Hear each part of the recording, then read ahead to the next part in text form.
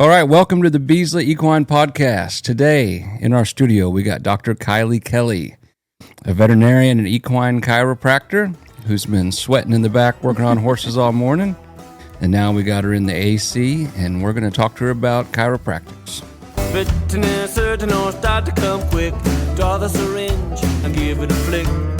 Bring your little black bag with the medicines in. Bring the trank and the crank and the penicillin.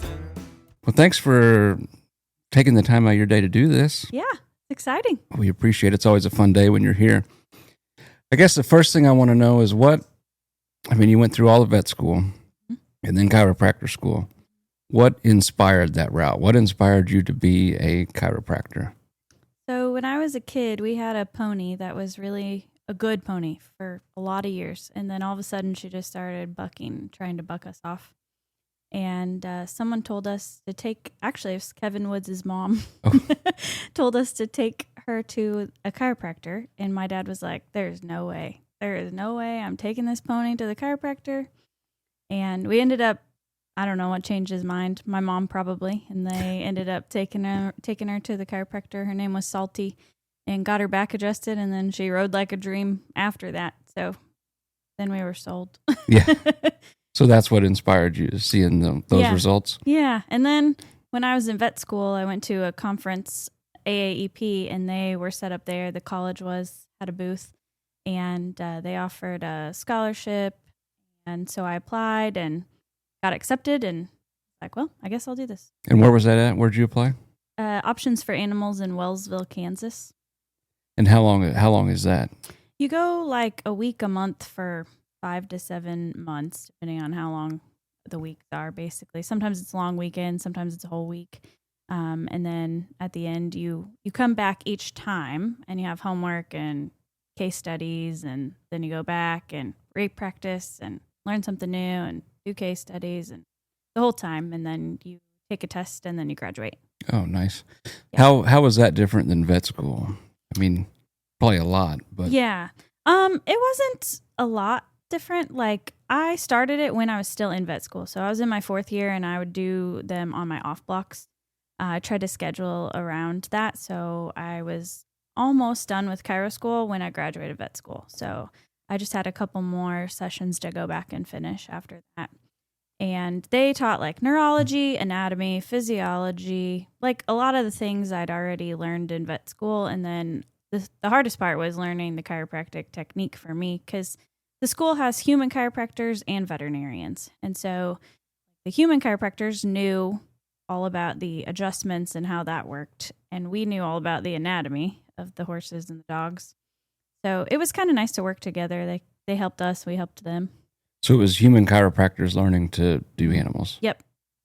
Oh, that's interesting. Yeah, it was a combined program. Okay.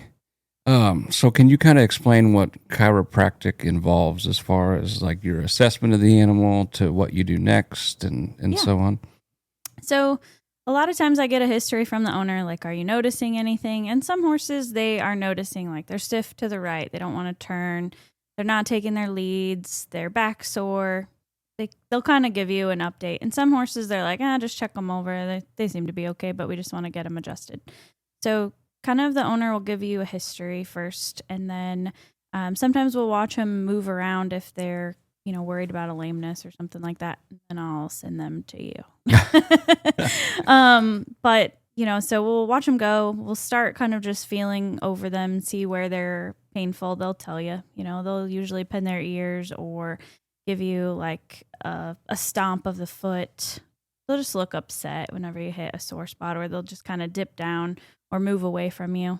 And so kind of just do a baseline and see where they're hurting. And then the goal is to get these vertebral subluxations to just restore motion and you don't need a lot of motion. We just need a little bit of motion to give the nerve and the blood flow and the muscle a chance to kind of relax and function normally again.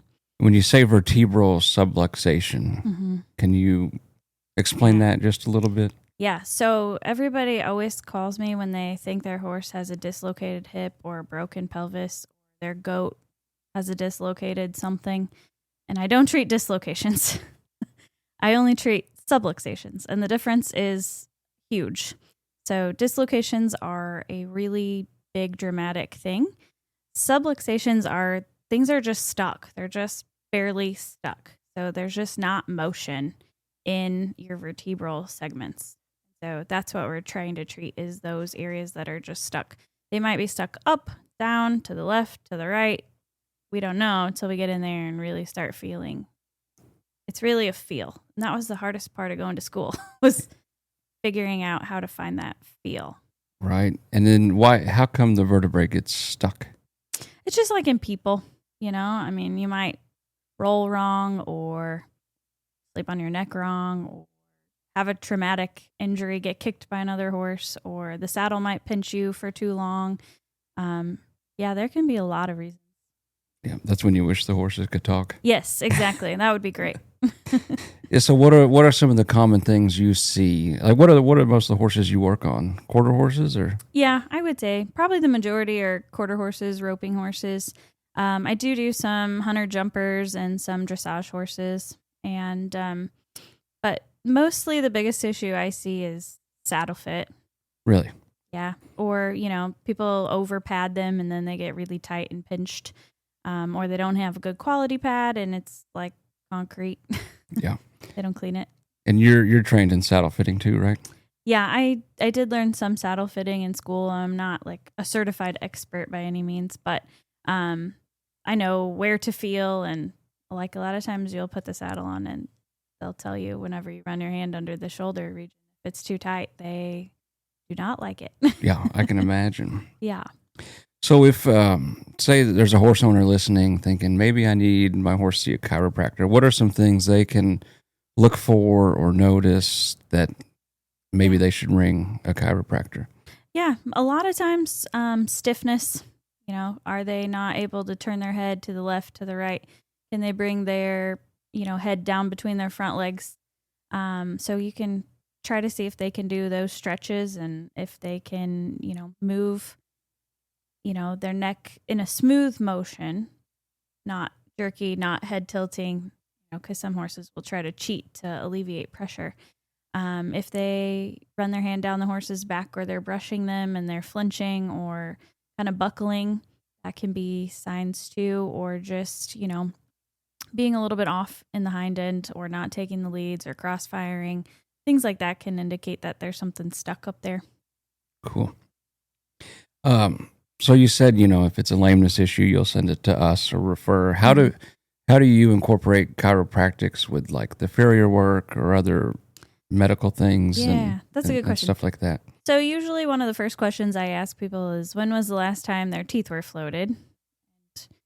Take a look at the feet, see if the hooves looked balanced, see if there's any thrush or misfitting shoes. Sometimes I pick up feet and they have different size shoes on different front feet. So, so we try to talk about that too. We try to talk about diet, and just, where does the horse live? Does it live in a stall? Does it live turned out? So I try to get as much of a history from the owners as I can and then make recommendations based on, what they're telling me the lifestyle is like. Yeah. And then, there's kind of a misconception out there. We've had people that have had lameness issues that go straight to the chiropractor for weeks. Yeah. And then spend all their money when it's an underlying lameness issue. Yeah. And I've experienced that with my knee trouble. Mm-hmm. I started limping. Next thing I know, my SI's out and I'm at the chiropractor. Yeah. So do you see stuff like that too? Absolutely. Yeah. Yeah. I try to make sure people understand I'm not a miracle worker. Not a holistic, magical person. So if your saddle doesn't fit, you're going to be back to see me in a couple weeks because you're going to have the same problem. I'm just band-aiding some of these problems. If you have a lameness, then you're going to be back again because you're going to say, well, you didn't do your job. My horse is still sore. Well, I can't fix a swollen hock, Right. So yeah, I try to refer those people out and, it's, everybody says, well, it's good job security. Well, it is, but if I take all their money before they come see you, they don't have any money to pay for all your lameness workup stuff. So, yep. And you got to sleep at night too. I do. Yeah, exactly. Exactly. I like to refer the medicine cases. And I think people appreciate that too. Like if I tell them I don't know what's going on, but I know somebody that probably does. Right. Right. And then the whole vet community is such a great network. It's great. Yeah. Yes. And then I'm always texting somebody, phone a friend. People call me stuff they're not trained on. Yeah. So I guess the other thing I want to know is, do you ever watch people ride to evaluate? Yeah, sometimes I do. Do you ever refer them to a human chiropractor? I do, actually. Really? Yeah, I actually have one client off the top of my head. I adjust 2 of her horses. And after like the second time of working on them, I said, Natalie, these horses are out in the exact same spots. Like each horse would be like left shoulder, right hip. And I'm like, I don't know why. Like, why are they not getting better? Why are they always out in the same spot? And why are their listings identical from horse to horse? That's not normal usually. So I asked her, I said, do you go to the chiropractor? And she's like, oh, some. And I said, have you been recently? And she said, no. And so I said, will you do me a favor and go? She said, yeah. So her mom, she's a teenager. Her mom took her to the chiropractor and then sent me a Facebook message and said she was extremely out of line and had a lot of things going on. And the kid feels so much better. And then the next time I worked on the horses, they were so much better. And so that was pretty cool. Is that just a balance thing, like where she was sitting? I think so. Yeah, her pelvis was out. And so I don't know exactly that they told me exactly what was wrong, but her pelvis was like shifted. So whenever she rode, she was like cockeyed. Huh. Yeah. And that just puts more weight or pressure? Yeah. Huh. Yeah. That's interesting. Yeah. Some of the stuff I've seen, it's, which I'm not trained in chiropractics, but it's more of a rider ability. Mm-hmm. So I think some of these problems we see are people riding. Yeah. That their ability may not be. They may need to go take lessons. Yeah. That's hard to tell somebody. It is. It is. Yeah. When I get a little bit older, I think I'll lose my filter like my dad has. Those conversations will be easier. Yeah. But there you go. and then we same thing with people that are on smaller horses that are not small people. Yeah. We've had those tough conversations too. Yeah. Yeah. So is there any good studies on chiropractics as far as like horse behavior or, blood markers or cortisol or SAA or anything like that you can think of? Not that I can think of. I'm sure they're probably out there, but I don't know of any off the top of my head. Yeah, I don't know. We should do some studies. Yeah, I'd be down. So if you're reevaluating a horse, kind of what do you go on? Like your records and pain response? Yeah. So usually if I adjust them and there's a lot going on, I'll recommend rechecking them in 3 to 4 weeks to make sure that it is actually improving and we don't have something minor underlying that we're missing. And, if the owners make some of the saddle fit changes or get the teeth floated or something like that, then we can recheck and make sure everything's kind of staying where it needs to be. Sometimes there's horses that just live out with other bullies and they're just always fighting and they're just always going to be out. Yeah. And so but if it's not responding well, then usually we'll recommend referral after that if we're not getting the response that we want. Right. I think owner education has come a long way and people are starting to recognize things, and preventative medicine. I know we do a lot more vaccines than we used to. And some people just, beginning of show season, they want to see if there's any problems. Yeah. So as far as like preventative stuff on your end, what can horse owners do? And I don't want to say to have to call you, but like some common sense things they could do to try to prevent any of these problems and their horses hurting. Yeah, so get the teeth floated every year. I see a lot of jaw pain, a lot of pole pain. Keep the feet done. Get a good farrier. Make sure you're getting the feet done every 5 to 6 weeks. Sometimes I see horses that are only getting done every 12-ish weeks. That's not enough. They're not going to be able to stay balanced if you're not doing them more regularly than that. And then, having good quality tack. I have a lot of people that are like, well, I can't get a new saddle even though this one doesn't fit because it was expensive. Well, sell that saddle and get another one. Horses are expensive, you know? Yeah, exactly. So, just having good, proper fitting tack, getting the teeth done, getting the feet done, and having a good quality diet because I wonder, and I'm sure you're seeing this now that you guys are scoping horses, I think there's a lot more stomach ulcers than we ever knew years ago. Oh, yeah.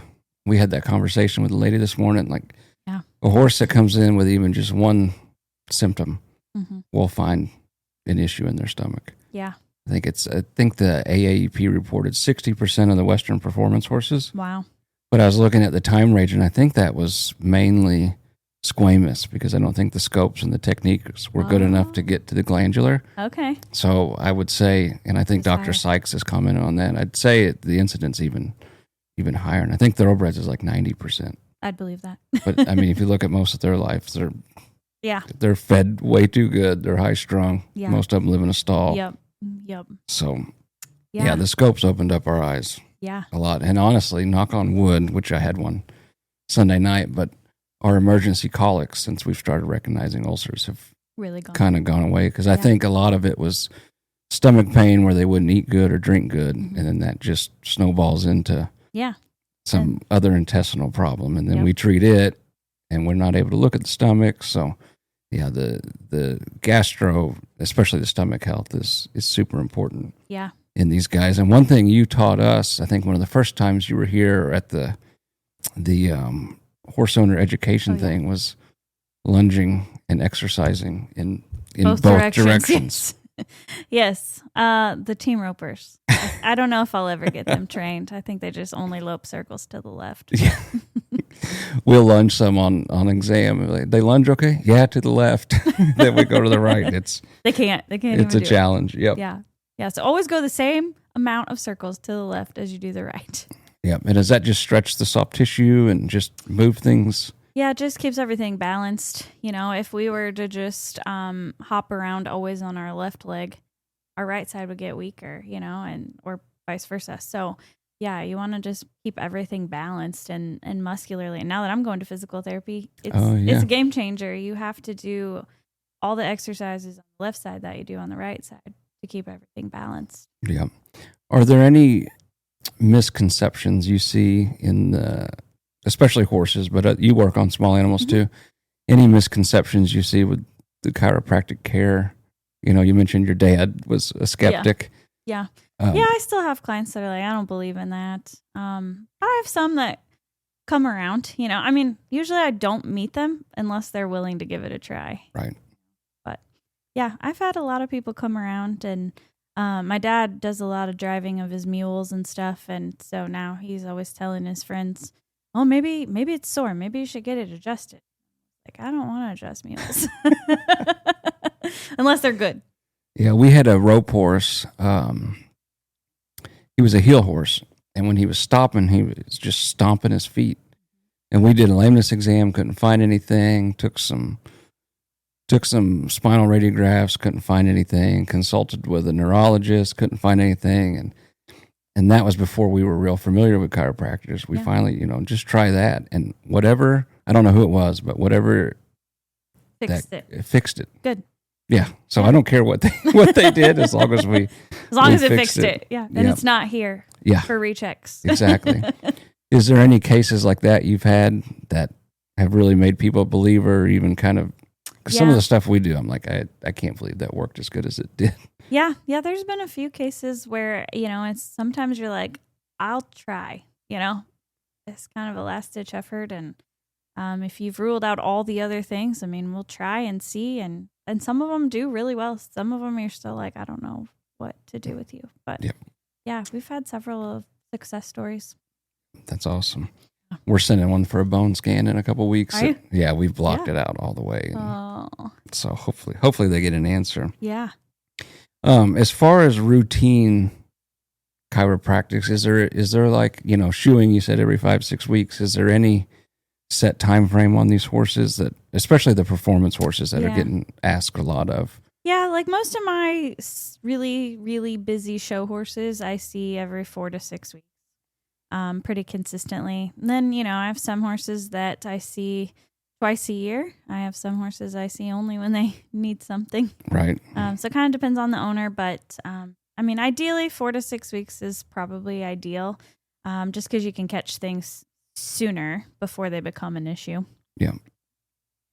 And then we kind of talked about the rider posture or biomechanics. Is there anything people can do to kind of help that, where they're more balanced and stuff? Yeah. I think rider fitness is extremely important. If you're not fit or, you're not balanced or you get lazy or you're leaning, trail riders, whenever they pack their saddlebags, if they could pack them evenly. So 6 beers on one side and 6 beers on the other. And then drink one from each side as you go. Don't drink all the ones on the right and then the left. But so things like that. I have some Amish horses I work on, and I couldn't figure one out for the longest time. We tried everything. They got the teeth done. They changed farriers. We just could not keep this horse from being just body sore. And finally, I was driving down the road one day, like months later, and I see this buggy, and it's like tilted, severely tilted. And I'm thinking, I wonder if his buggy has been maintained. Like, I wonder if the wheel is pulling harder on one side versus the other. So I call, leave a message, wait 2 days for them to call back. And he's like, no, I got a wheel that's bad. I've been meaning to get it fixed. He's like, you really think I should get that wheel fixed? I'm like, let's try it. And he did. And, I was seeing that horse every 2 to 3 weeks. I see her like once a year, maybe. Oh, that's awesome. Like magically different. Yeah. We're a bit of detectives and problem solvers with some of this stuff. And yeah, you got to get creative sometimes. Yeah, I remember sometimes like things just click at the most random times. Usually when you can't call the owner, like you're in the shower or 4 a.m. But yeah, that kind of stuff, that's cool to figure out. Yeah, that's probably one of my favorite cases. Yeah, we work on a lot of Amish horses. Yeah. Because they're getting really nice horses these days. Yeah. And they don't want to replace them. Yeah. Yeah. They are doing a lot more as far as joint care and things like that. And vaccines. I think they're getting into more vaccines too. Yep.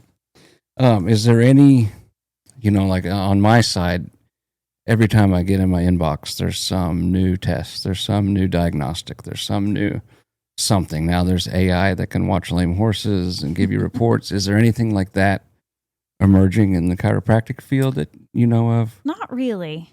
They do have some continuing education classes that they host there in Kansas, usually like once a year.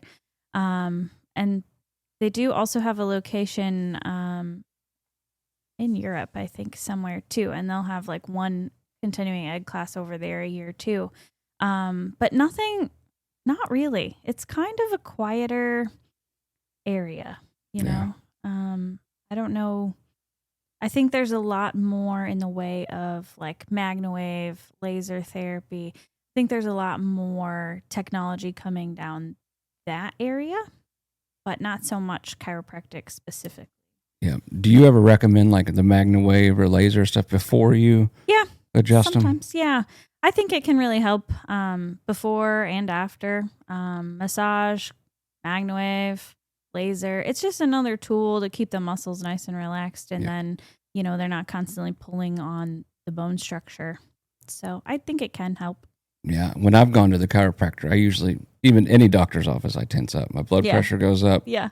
So I can just feel myself more tense in there. And the guy I go to, after, I think the second or third time, he sent me to the 10s. Yeah. And I think it made his job a little bit easier where he could feel and move stuff around. Yeah. And then stretching has helped me a ton. After that sciatica I had, I never want to go through that again. I bet not. So I started Googling all these searches. So now that's part of my morning routine. I just stretch for 15 minutes. I got an app. So is there any stretches you'd recommend for people to do with horses? Yeah, they can do the carrot stretches or the treat stretches where you bring the treat to each side and have them bend all the way around to their shoulders and then down between the front legs and then lift the front legs and just bring them straight forward. Just a nice stretch. They'll tell you when they're done stretching, don't let them pull your back out because they will, some of them will really sit down and pull against you pretty hard. But those can all help keep them limber. Yeah. Is there any good resources on that? Maybe we should make a video today, John, with the stretches while Kylie's here. Yeah, I can show you some. Yeah, Cody's here. Yeah, we'll make a video and put it down in the show notes on YouTube. Yeah, that'd be good. The other thing I want to talk to you about is you mentioned all your training and all that and continuing education.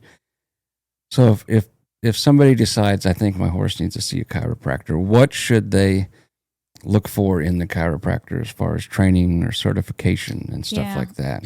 So I think it's important to realize that I have malpractice insurance, liability insurance. And so if something, hope nothing ever does, but if something were to go wrong, you'll be able to file a claim or be financially compensated for your animal. And these horses are worth a lot of money. I mean, there's some horses I work on that cost $60,000 plus, if you have someone who's not certified, who's not a human chiropractor, who's not a veterinarian, those people probably don't have liability or malpractice insurance. And so you're trying to get them to cover something if something were to go wrong is going to be really hard, So I think it's important to make sure people are licensed and insured and trained properly, because the spinal cord is close, and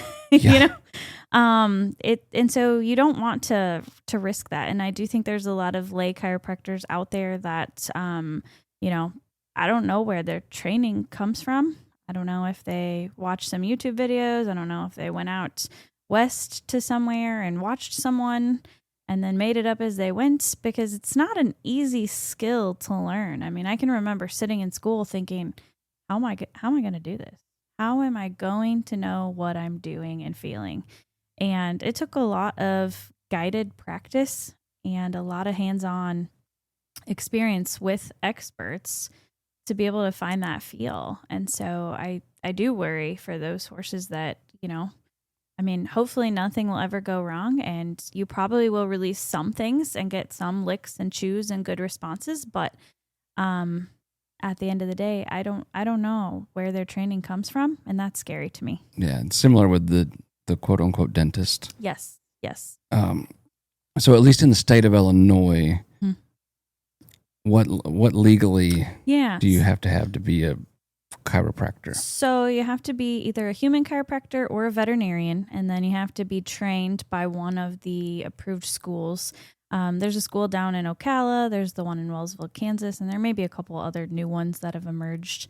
And then human chiropractors are technically supposed to have a referral from a veterinarian.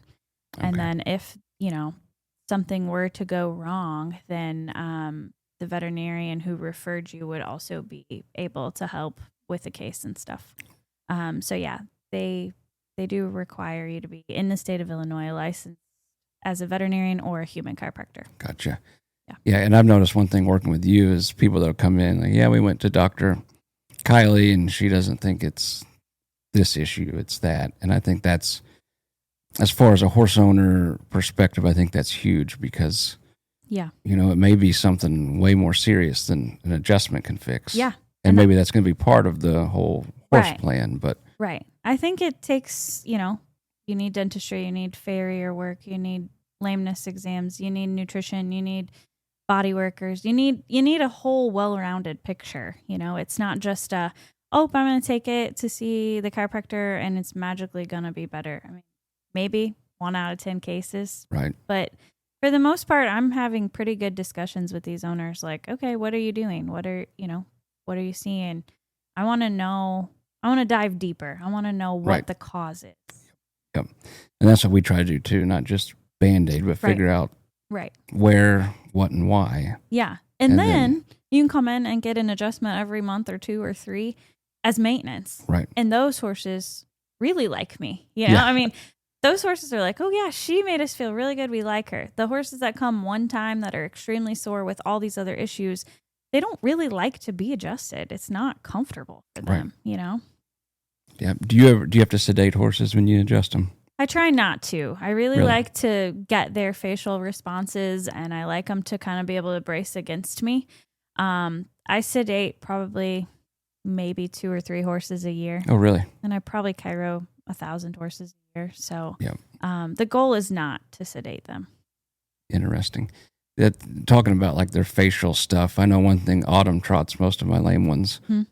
And we've done enough together where, we get done trotting or something. She might tell me he really didn't like. I may not be feeling much back there, but she sees it. But she sees it or notices their facial expressions and stuff like that. Horses will tell us if we listen. Yeah, they really will. They really will.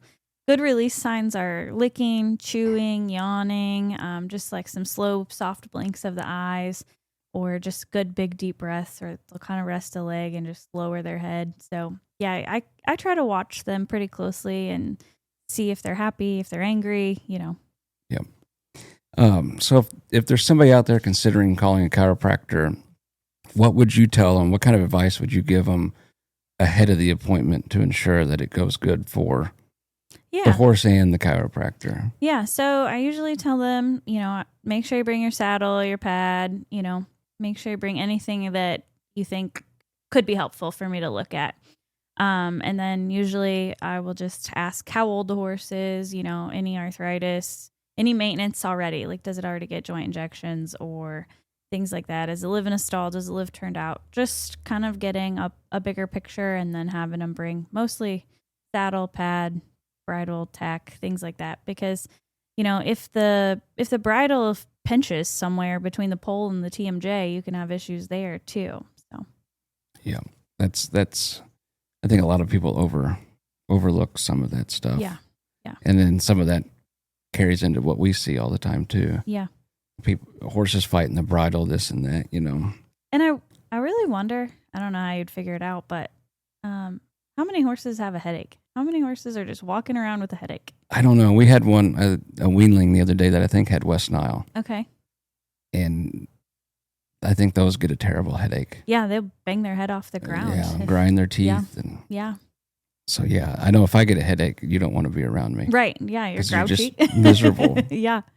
And same thing with the stomach ulcers. I had a little bit of heartburn this morning. I don't know why, but I just wanted to be left alone. Yeah. So I can imagine if somebody was wanting to cinch a saddle up on me. Yeah. Yeah. Ugh. Ouch. So how can people get a hold of you if they're listening to this and think they want you to look at your horse? Yeah, they can call me. My phone number is 217-294-3947. Call or text. I have a Facebook page, Kiley Kelly, DVM LLC. So they can message a Facebook page, call, text, call here and schedule whenever I'm down here with you guys. I'm pretty easy to find, I think. Okay. And then I think John still got the video of you working on his horse. We'll put a link to that down in the show notes too, and people can that have never had it done can kind of get an idea what you.